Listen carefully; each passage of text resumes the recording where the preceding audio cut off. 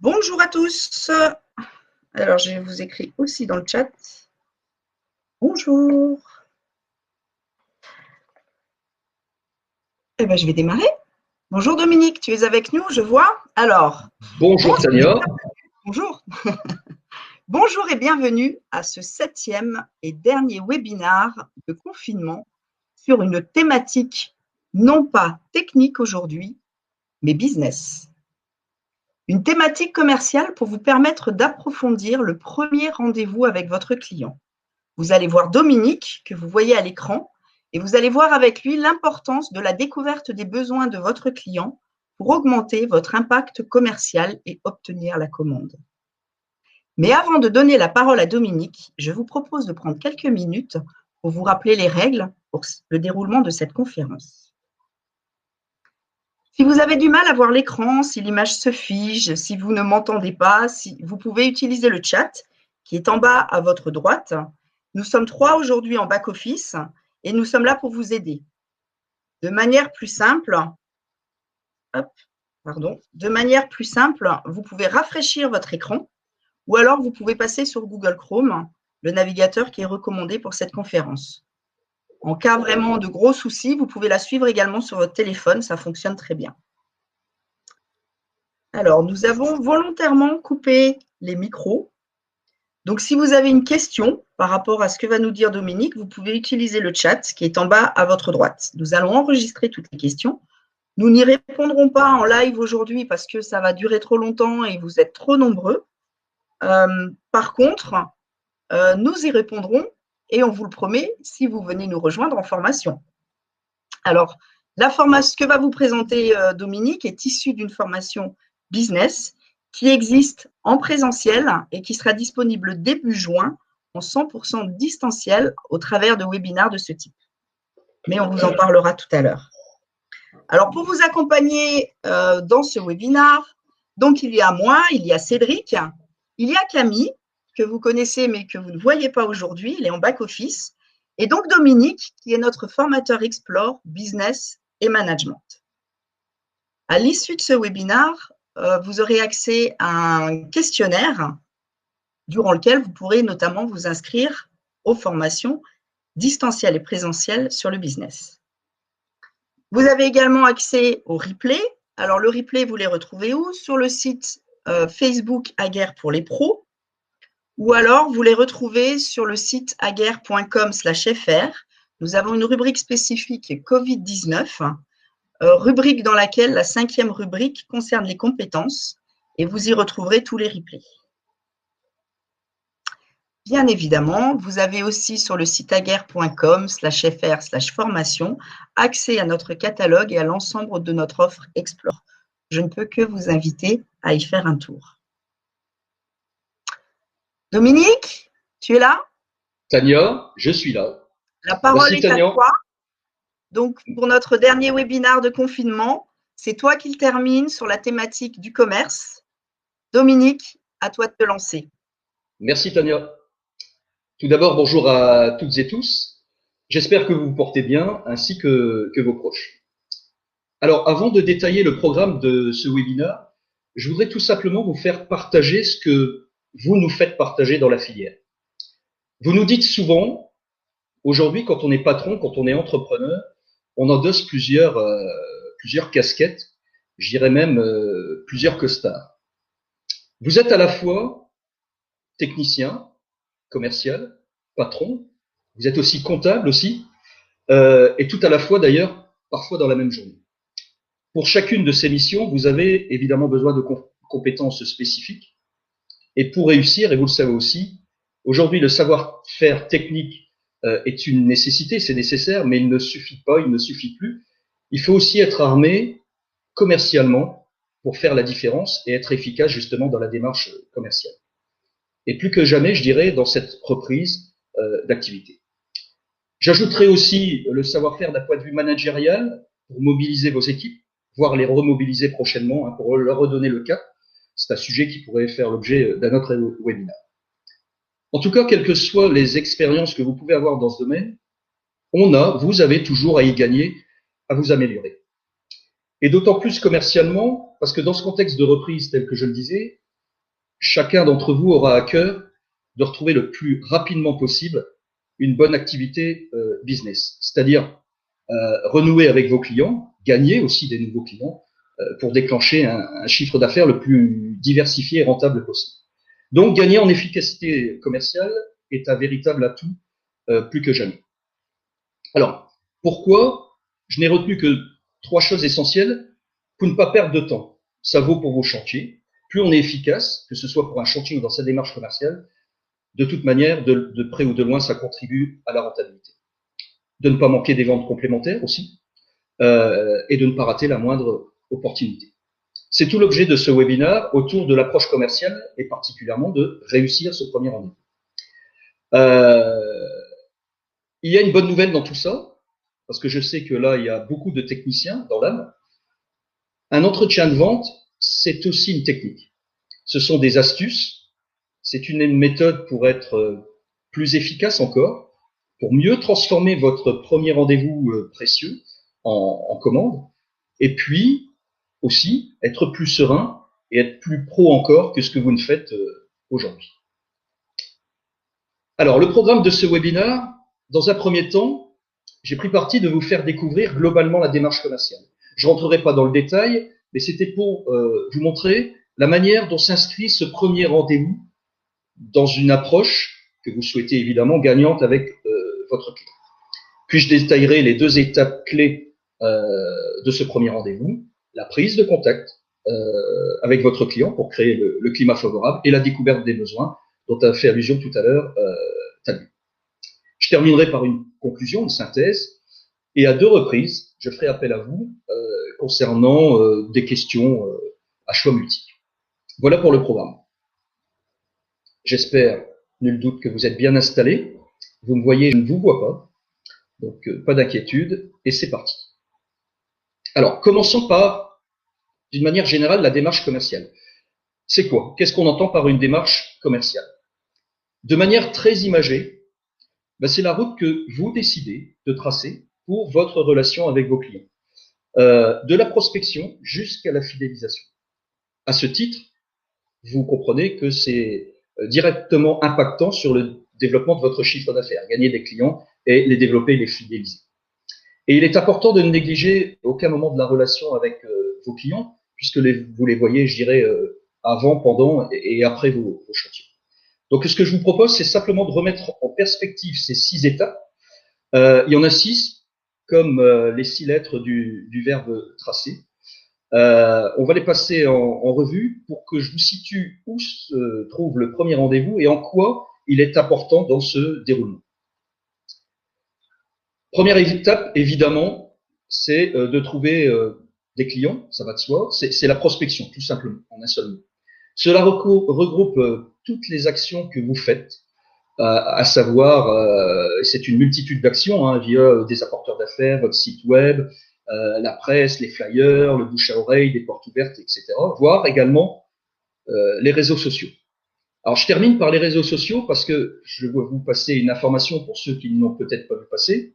Sur ce point, pour ceux que ça intéresse, et là j'inviterai Tania, Cédric à envoyer le lien, nous mettons à votre disposition des tutoriels de mon collègue Jérôme, pour développer votre visibilité sur les réseaux sociaux puisque vos clients y sont également. D'autre part, pour ceux qui le souhaiteraient, c'est de mettre le pied à l'étrier autour d'un premier site web pour cette fois-ci vous rendre visible et booster votre visibilité.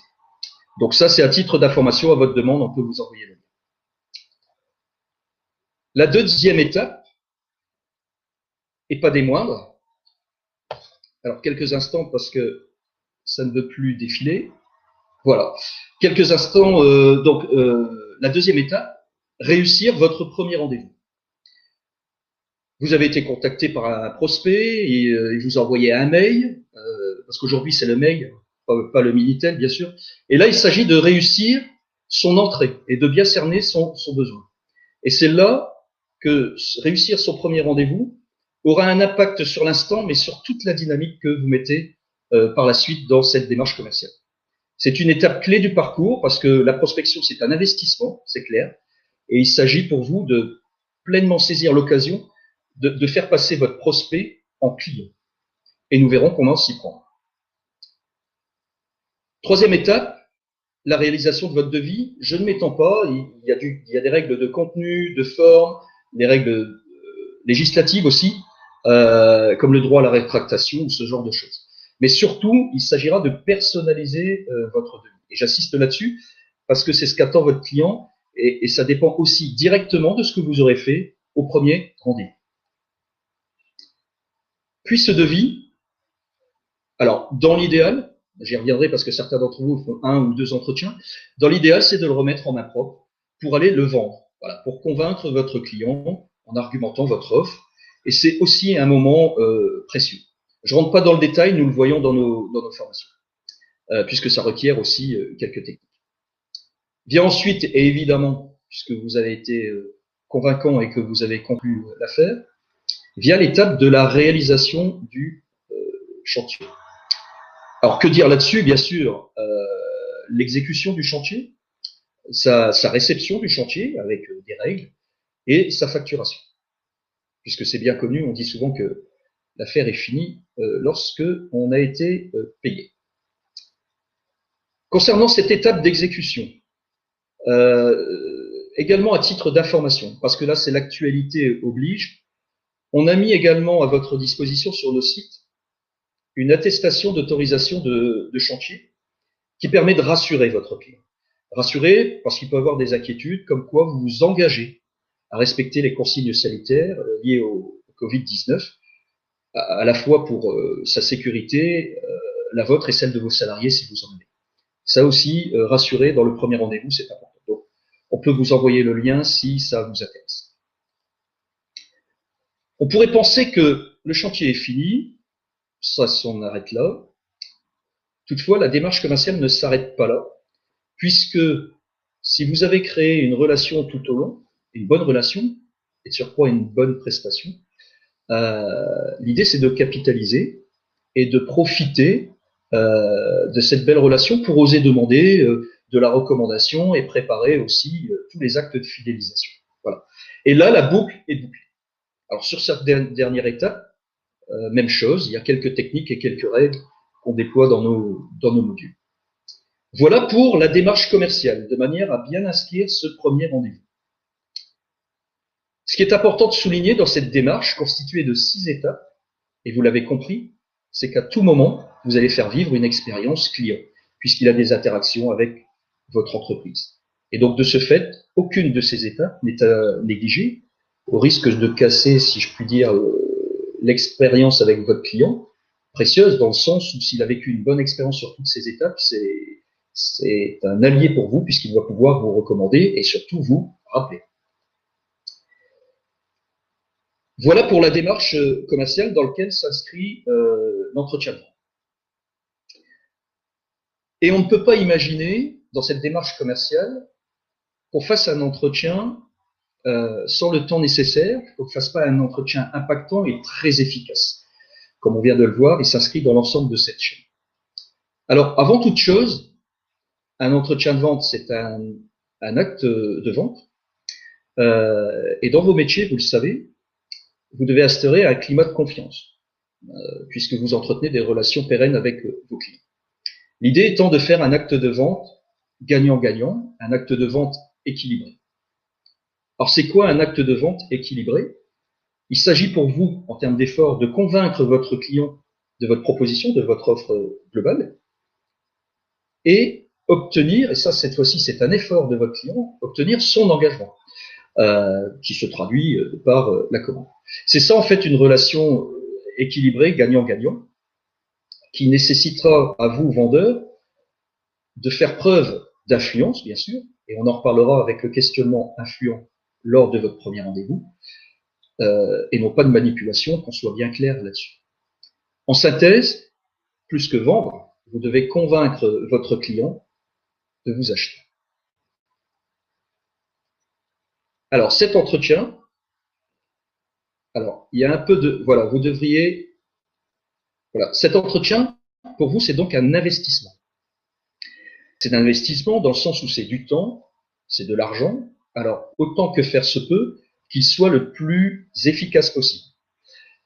Et puis, il faut se rappeler aussi que durant cet entretien, votre client, et vous le savez, il se fait déjà une certaine idée de la suite à donner, et particulièrement avec les nouveaux clients. Il y a une formule célèbre que certains d'entre vous devez connaître. On n'a jamais 2 fois l'occasion de faire une bonne première impression.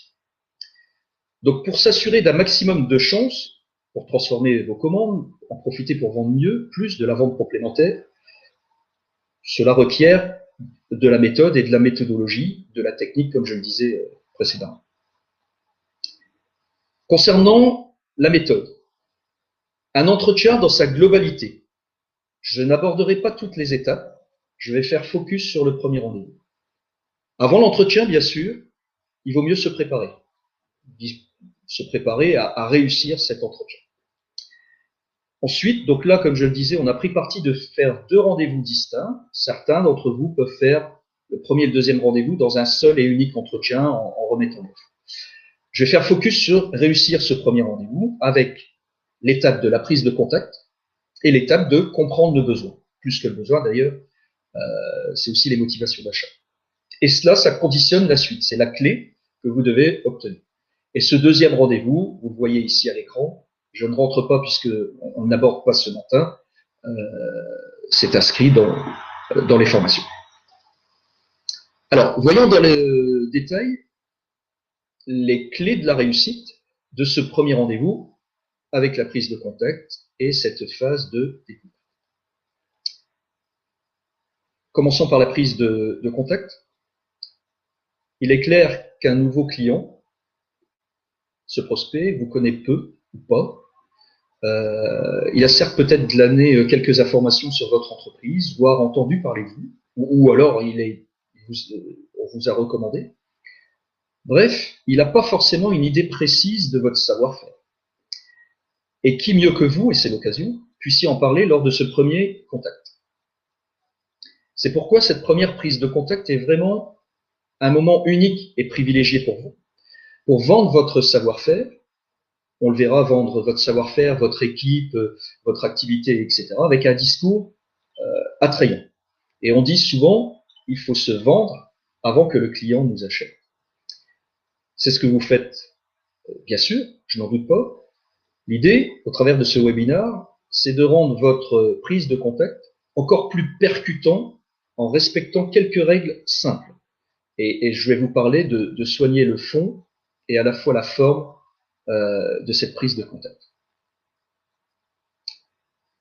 Donc vous êtes chez votre client, respectant bien sûr toutes les règles d'actualité, et il s'agit de, après quelques échanges cordiaux pour créer ce qu'on appelle le climat de confiance, il s'agit de lui poser le cadre de l'entretien.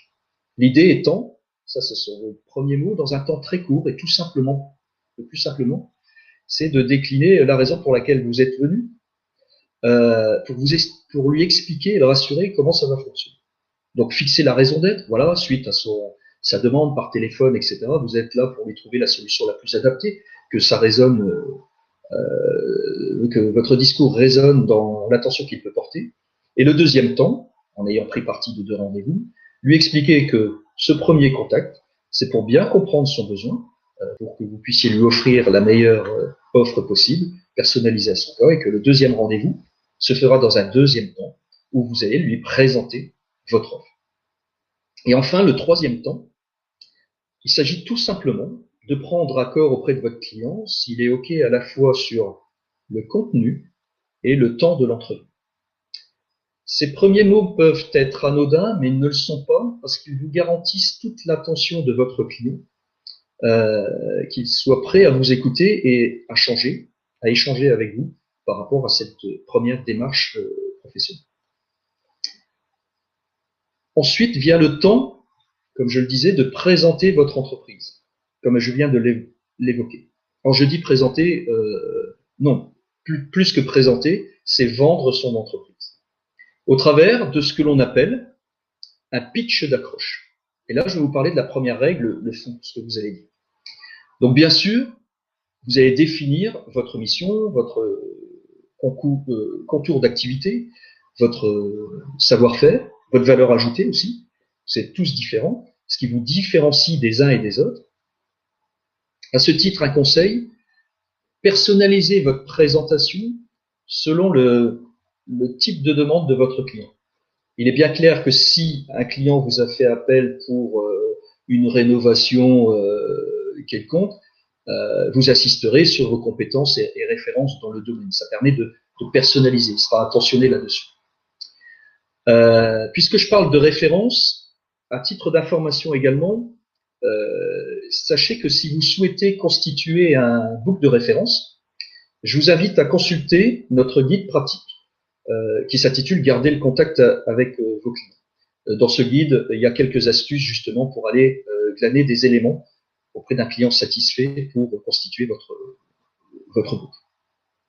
N'hésitez pas non plus, parfois on ne le met pas suffisamment en avant, alors que c'est tout aussi important de dire ce que vous faites, mais la manière dont vous le faites. Alors quand je dis la manière dont vous le faites, c'est la manière d'exercer votre métier qui fait plutôt appel à vos valeurs et vos valeurs d'entreprise. Alors par exemple, chacun d'entre vous a des valeurs d'entreprise et pour les uns et les autres, les priorités pourraient être, pour exemple, la satisfaction des clients.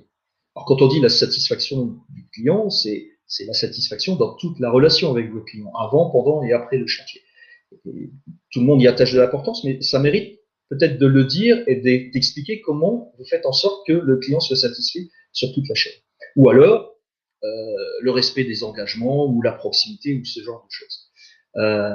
Faire un métier est une chose, la manière dont on l'exerce aux yeux d'un client peut être intéressant de le signaler. Et enfin, comme je le disais auparavant, lors de ce premier entretien par rapport à la situation actuelle, encore une fois, contexte oblige, n'hésitez pas à le rassurer comme quoi vous allez respecter durant l'exécution du chantier, si vous faites affaire, respecter les recommandations sanitaires à mettre en place. Voilà pour le fond.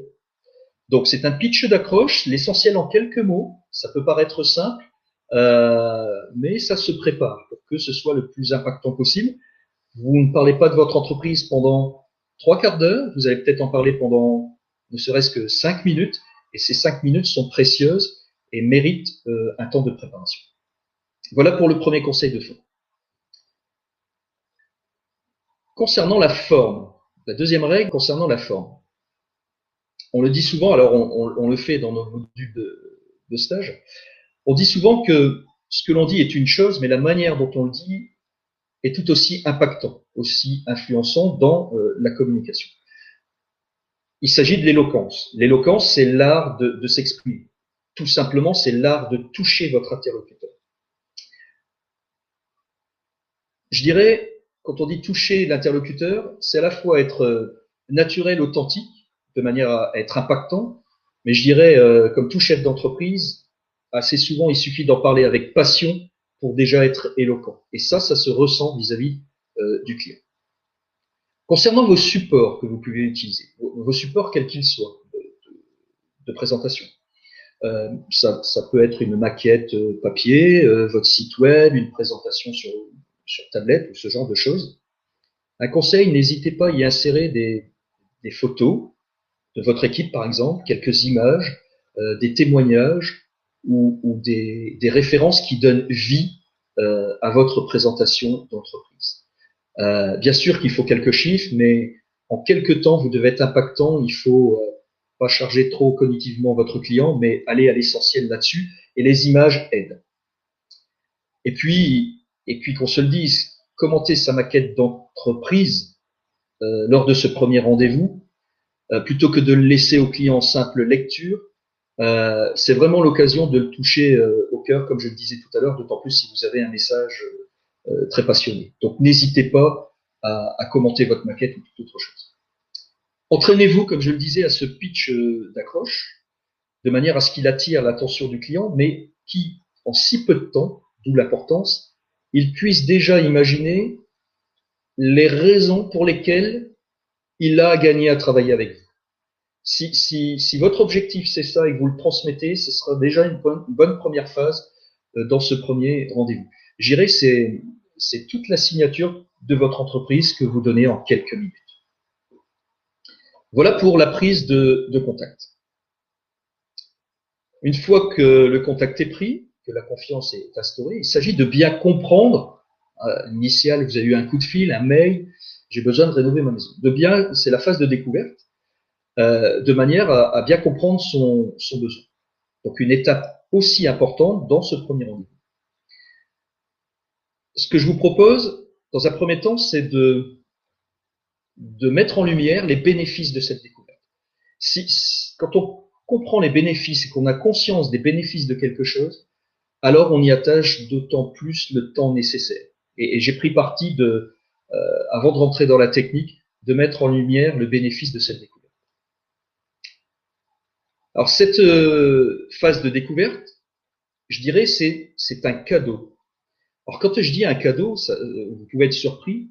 On pourrait dire, oui, c'est un cadeau pour moi, parce que je vais comprendre ce que veut mon client. Ce n'est pas qu'un cadeau pour vous, c'est un cadeau pour les deux parties, à la fois pour votre client et pour le vendeur. Puisque de votre côté, il s'agit avant tout de montrer de l'intérêt à votre client, bien sûr, et de comprendre ses attentes, ses besoins et ses motivations d'achat, sur lesquelles j'y reviendrai tout à l'heure.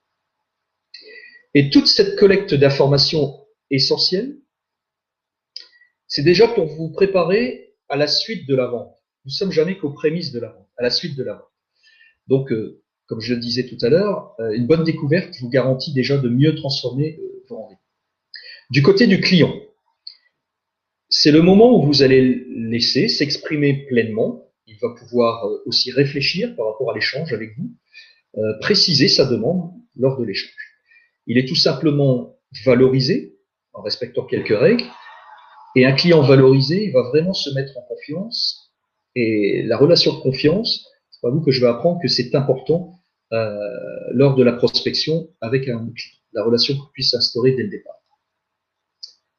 Donc une phase de découverte pour bien cerner le besoin du client. Alors, s'il fallait donner une définition du besoin, vous la connaissez. S'il vous appelle, c'est pour résoudre un problème, c'est parce qu'il n'est pas satisfait aujourd'hui d'une situation, il a peut-être aussi un manque, il rêve aussi peut-être d'autre chose. Donc ça se traduit par j'ai besoin d'une alarme pour protéger ma maison, j'ai besoin d'une installation pour mon extension ou la sécurité de mon tableau électrique. Il est bien clair qu'il est évident qu'il a des idées, déjà votre client, et combien de fois on dit qu'il se renseigne au préalable, mais ce sont des idées plus ou moins précises. Il hésite entre plusieurs solutions, il n'a pas forcément conscience de tout, et il a donc besoin de conseils. Alors ce besoin est là de manière très imagée. Ce besoin il peut être exprimé clairement de manière explicite par le client. Et même si c'est renseigné, je voudrais une alarme avec mes 4 pièces, etc. Lorsqu'il l'exprime comme ça de manière explicite pour vous, je dirais qu'il y a de fortes chances, parce que s'il consulte plusieurs, qu'il l'exprimera de la même manière à chaque entreprise qui va être consultée.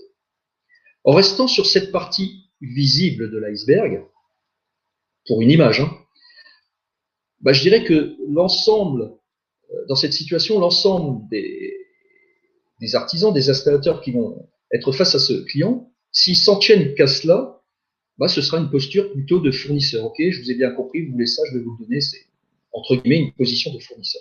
Alors c'est bien de le faire, il n'y a pas de souci là-dessus. L'idée c'est d'aller plus loin pour se différencier, et il est vivement conseillé d'aller chercher ce que n'a pas exprimé votre client, d'élargir votre questionnement sur lequel je reviens mieux, parce que ça peut être intéressant pour non seulement aller bien comprendre son besoin, de la vente complémentaire ou ce genre de choses.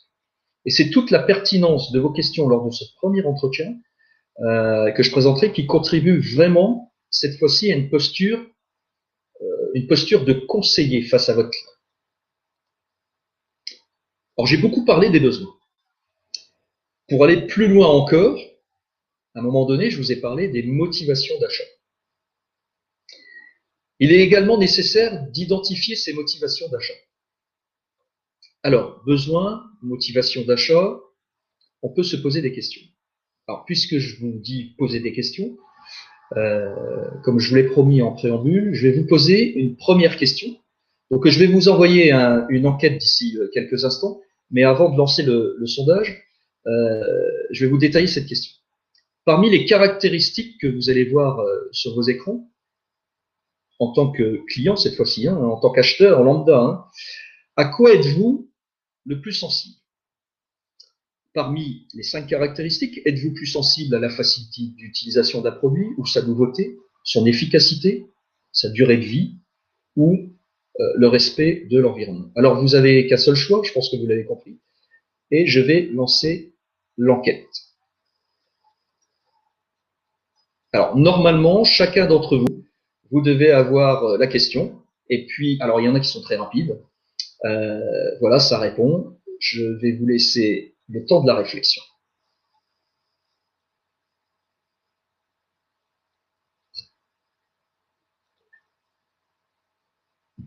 Ok. Allez, les derniers, je vous invite à y répondre avant que je clôture le vote, ça avance. Ok, la moitié a répondu, je vous laisse. Allez, 50% ont répondu, il y en a qui hésitent probablement.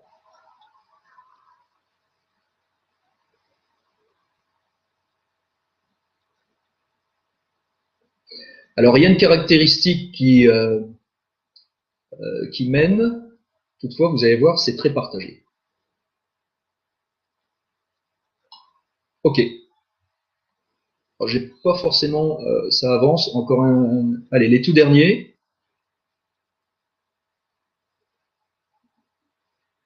Ok, je mets fin au vote. Alors, ce que je vous propose, je vais vous partager vos votes. Donc, je partage les résultats. Voilà. Donc, normalement, vous devez, alors j'ai pas le retour, mais normalement, vous devez avoir les résultats. Alors, vous voyez que, qu'est-ce qui se passe? Je vous ai proposé 5 caractéristiques. Alors, certes, il y a une caractéristique qui prend le devant, mais vous avez vu que chacun d'entre vous a répondu de manière différente. Il n'y avait donc pas de bonne ou de mauvaise réponse. Alors, je vais revenir à la présentation. Pourquoi je vous dis ça? Pourquoi je vous dis ça? Parce que chacune de ces caractéristiques que je vous ai proposées, la facilité d'utilisation, etc., ce sont justement des motivations d'achat. Et il n'y a pas de réponse unique.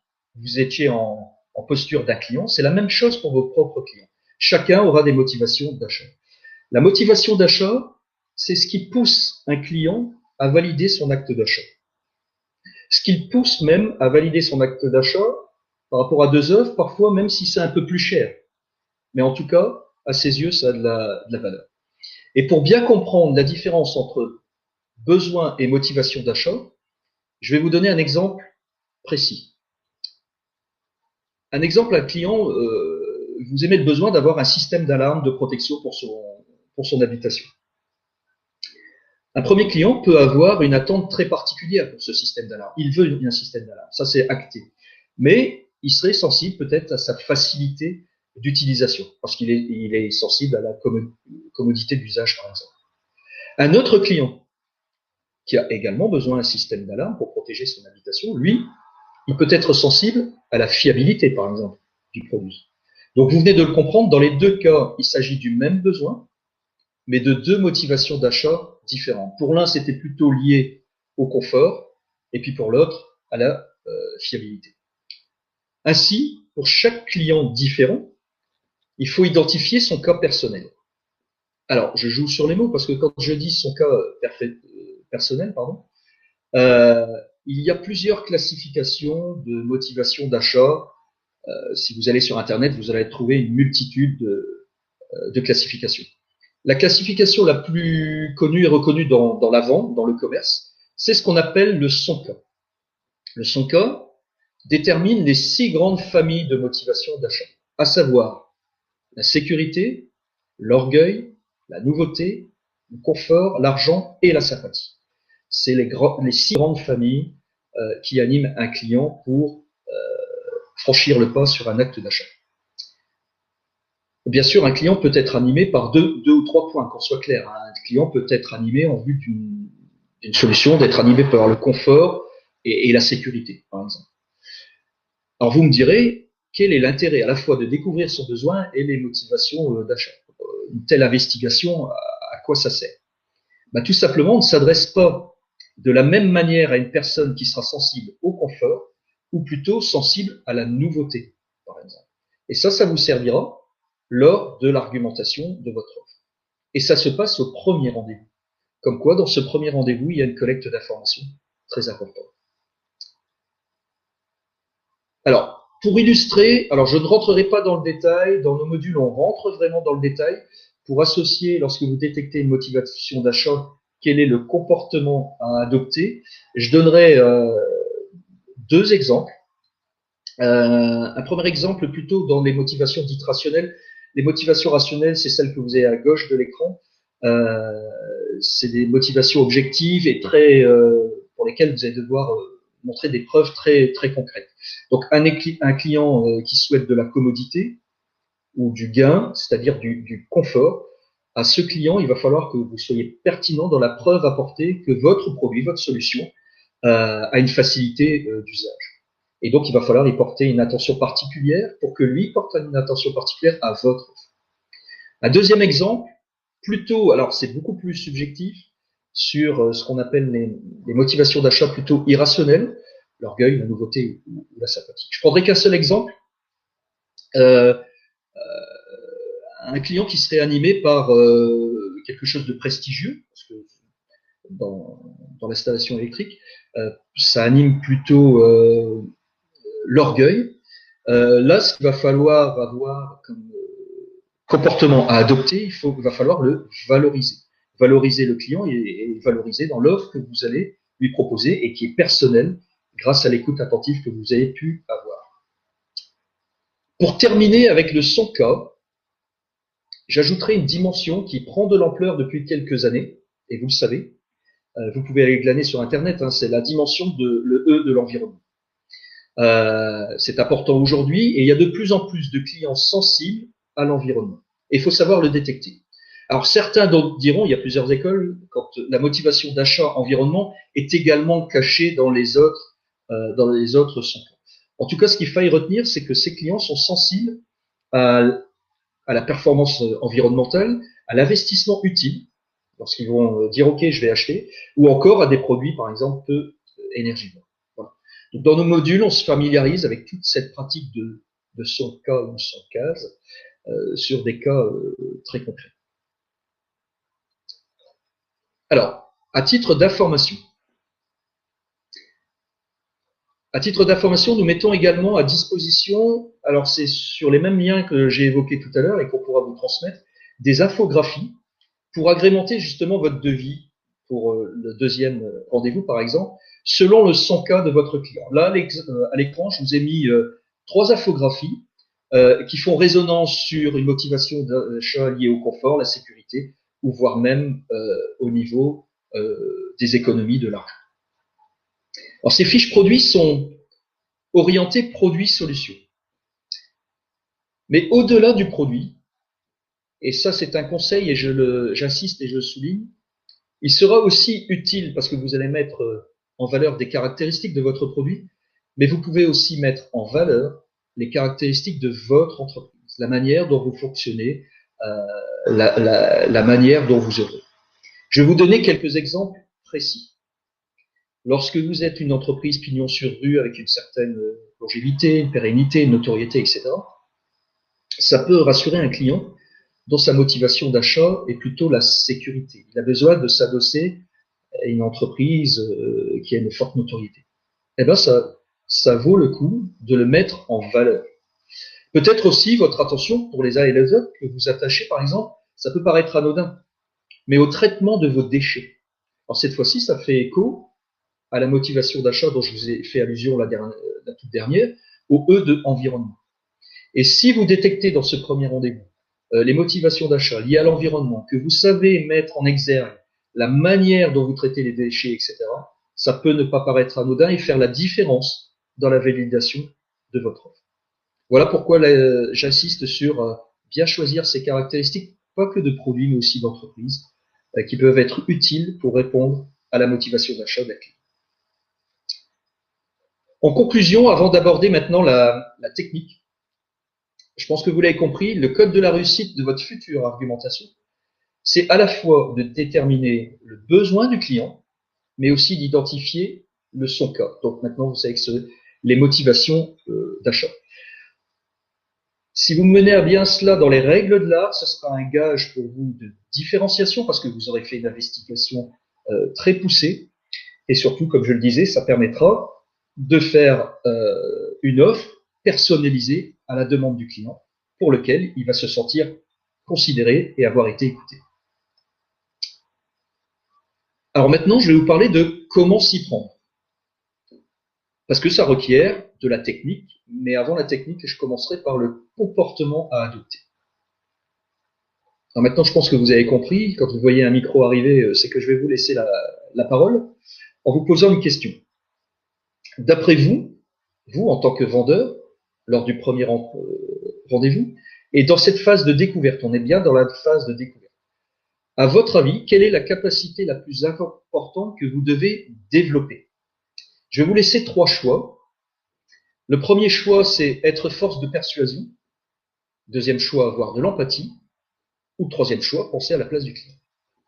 Donc, je vais vous lancer l'enquête, le top départ.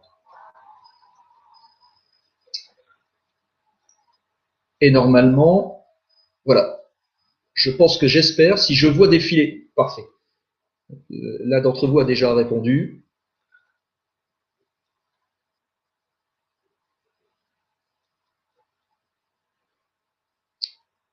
Ah, c'est plus rapide, ok. Une quarantaine de réponses. Ah, il y a une réponse qui se dégage bien. Je vous laisse encore quelques temps.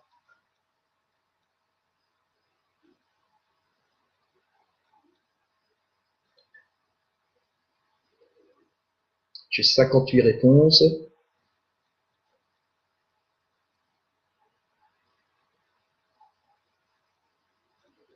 Ok, ce que je vous propose, je vais mettre fin au vote et je vais vous faire partager, parce que c'est intéressant, alors, la fin du vote, et je vous partage les résultats que vous devez avoir à l'écran.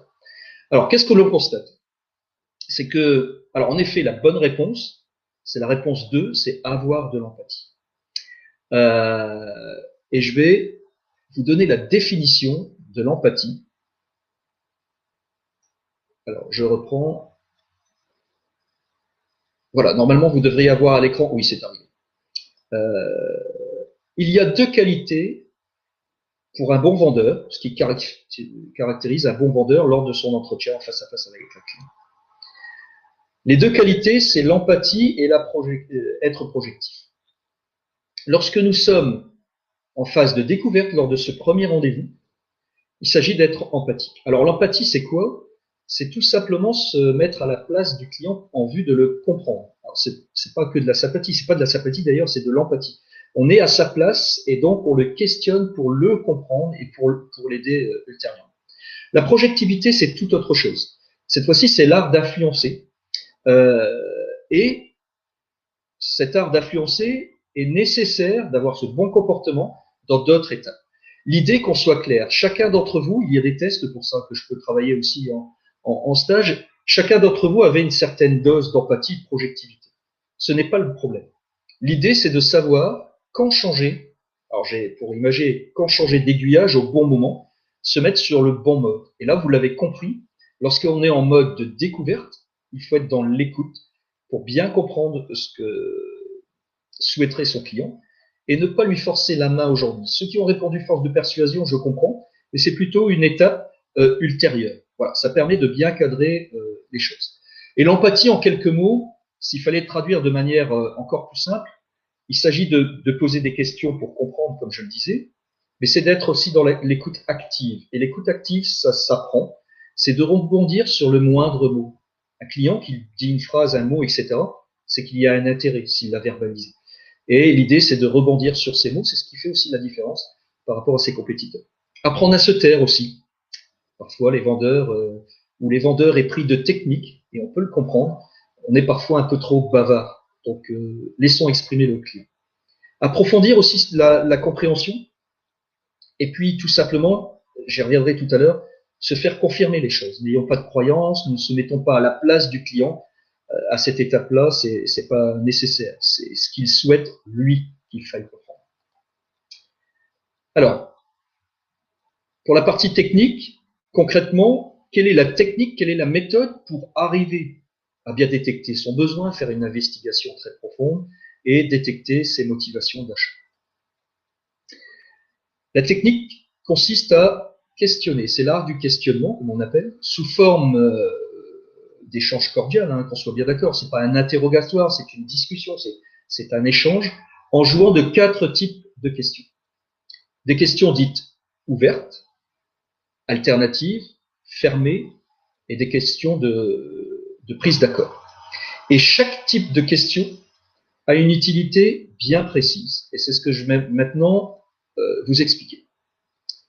Alors, les questions dites ouvertes sont des questions qui ont pour objectif de découvrir. Alors évidemment, c'est important, il faut poser le maximum de questions de découverte, ce que vous faites déjà.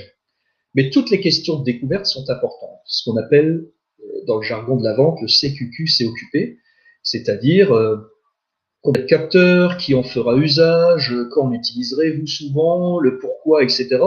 Ce sont des questions précieuses, enfin, ce qui est surtout précieux, c'est la réponse de vos clients pour avancer dans la découverte.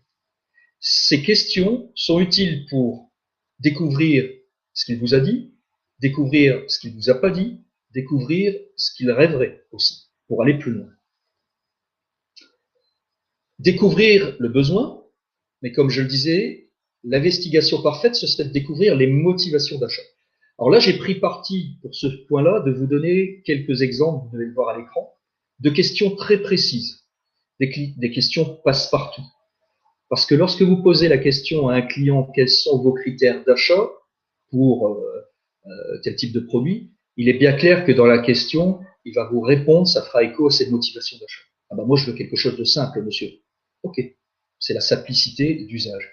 Et là, vous avez compris qu'il cherche plutôt une notion de confort, de simplicité, de commodité d'utilisation.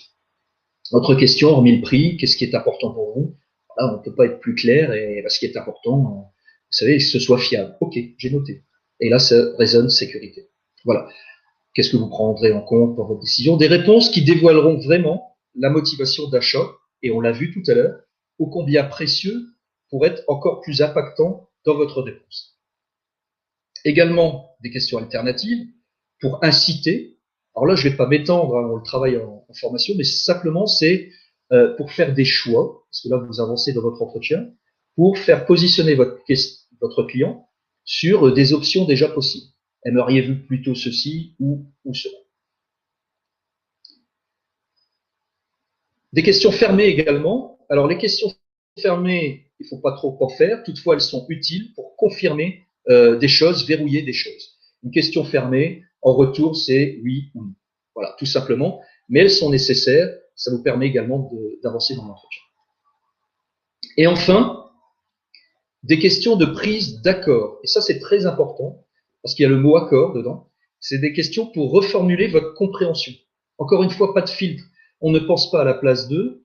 Dans l'idéal, c'est de bien se refaire confirmer ce qu'on a compris au travers des questions qui commencent par donc, si j'ai bien compris, ou encore plus simplement en résumé. Donc, jongler avec l'ensemble de ces questions vous garantit une bonne compréhension des besoins et des motivations d'achat qui vous permettront d'aller plus loin par la suite. Et je dis jongler, et ça demande, ça nécessite quelques entraînements, de manière à ce qu'on soit percutant dans le déroulé et l'enchaînement de ces questions pour bien comprendre ce qu'il se fait. Il est clair que, et j'en doute pas, si vous jonglez avec beaucoup d'art sur toutes ces questions, vous allez récolter une multitude d'informations, une richesse d'informations. Et la prise de notes est importante. Je me doute que vous preniez des notes, mais il faut prendre des notes de tout, et pour 2 raisons. La première, c'est un signal de considération aussi qu'on envoie envers le client. Il se dit, OK, le vendeur me pose des questions, il note, on considère ce qu'il dit. Et la deuxième, c'est pour vous surtout, à l'issue de ce premier rendez-vous, lorsque vous avez réalisé votre devis, elles seront précieuses, ces informations, avec toute la puissance du jeu de questions. Et ce sera utile pour l'argumentation. Et enfin, il s'agit de conclure ce premier rendez-vous.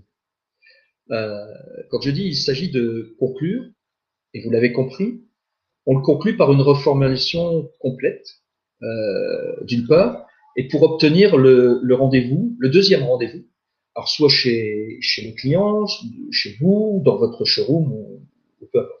La conclusion est importante, et je vais l'imager comme ça. La conclusion, c'est on se quitte en étant d'accord sur l'essentiel, sur ce qu'on a compris, et en étant d'accord de se revoir. Et si ça c'est OK, si vous avez un client qui vous dit OK, on se revoit le 17 juin, c'est vraiment un bon signal, c'est que quelque part, je vais revenir sur l'expérience dont je parlais en préambule, il a vraiment vécu avec vous une bonne première expérience, une bonne première impression, et lors de ce premier rendez-vous, à ses yeux, il acceptera plus facilement ce qu'on appelle le deuxième rendez-vous. Voilà, en synthèse, pour réussir ce premier rendez-vous, j'espère que je vous ai donné les cartes essentielles, les cartes que vous avez en main, que je vais synthétiser de la manière suivante. Réussir son premier rendez-vous, la première carte, c'est se préparer. Se préparer à se vendre avec le pitch d'accroche, avec l'attention que je vous propose de s'entraîner là-dessus pour qu'il soit impactant en un temps très court et s'entraîner à jongler avec les questions. La deuxième carte à jouer, c'est se vendre ce jour-là en face à face, d'être le plus impactant possible à cette première prise de contact.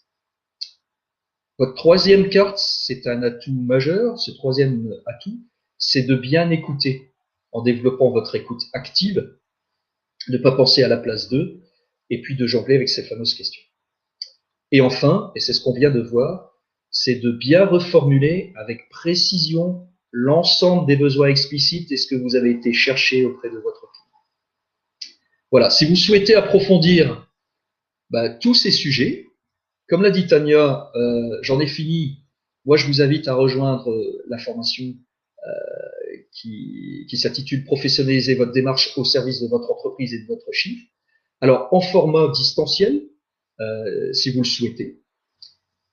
J'en ai terminé. Ce que je vous souhaite, c'est de bonnes ventes. Prenez soin de vous et de vos clients. Et je dirais, soignez votre premier rendez-vous. Voilà, je vais rendre la parole à Tania et merci de votre attention. Merci Dominique. Alors, si j'oublie de mettre le casque, ça va fonctionner moins bien. Vous m'entendez, donc c'est très bien.